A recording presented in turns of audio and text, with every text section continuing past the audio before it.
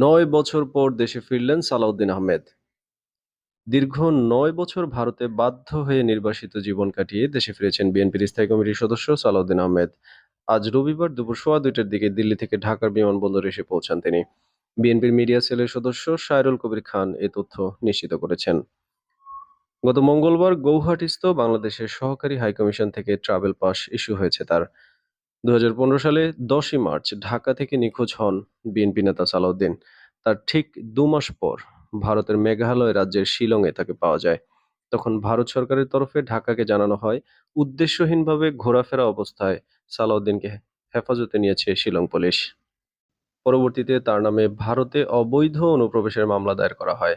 আইনি প্রক্রিয়া চলাকালে সালাউদ্দিন জানান, গোয়েন্দা পরিচয়ে ২০১৫ সালের ১০ই মার্চ তাকে রাজধানীর উত্তরস্থ নিজ বাসা থেকে তুলে নেওয়া হয়। একটি প্রাইভেট কারে তাকে অজানা গন্তব্যে নিয়ে যাওয়া হয়, কিন্তু গাড়িটি কোথা থেকে ছেড়েছিল বা গাড়িতে আর কে বা কারা ছিলেন তা তিনি তখন বলতে পারেননি। ১৯৯৬ সালে কক্সবাজার থেকে সংসদ সদস্য নির্বাচিত হন সালাউদ্দিন। তিনি বিএনপি জামাত জোট সরকারের যোগাযোগ প্রতিমন্ত্রী ছিলেন। মেঘালয়ে যখন আটক হন তখন তিনি বিএনপির যুগ্ম মহাসচিব ছিলেন। ভারতের জেলে থাকাকালে তিনি দলের স্থায়ী কমিটির সদস্যের দায়িত্ব পান।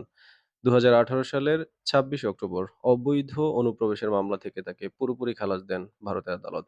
সেই রায়ের বিরুদ্ধে রাষ্ট্রপক্ষ আপিল করেছিল, কিন্তু শেষ পর্যন্ত আদালত সালাউদ্দিনের পক্ষে রায় দেন।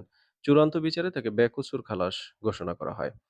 সালাউদ্দিনের ঘনিষ্ঠ সূত্র বলছে, মামলা শেষ হওয়ার পর থেকে দেশে ফেরার জন্য বেকুল থাকলেও রাজনৈতিক কারণে ফিরতে পারছিলেন না তিনি। অবশেষে ছাত্র জনতার রক্তাক্ত গণ অভ্যুত্থানে প্রধানমন্ত্রীর পদ ছেড়ে পালিয়ে শেখ হাসিনা ভারতে আশ্রয় নেওয়ার পরিপ্রেক্ষিতে পাসপোর্টবিহীন সালাউদ্দিন ট্রাভেল পাস নিয়ে দেশে ফিরেছেন।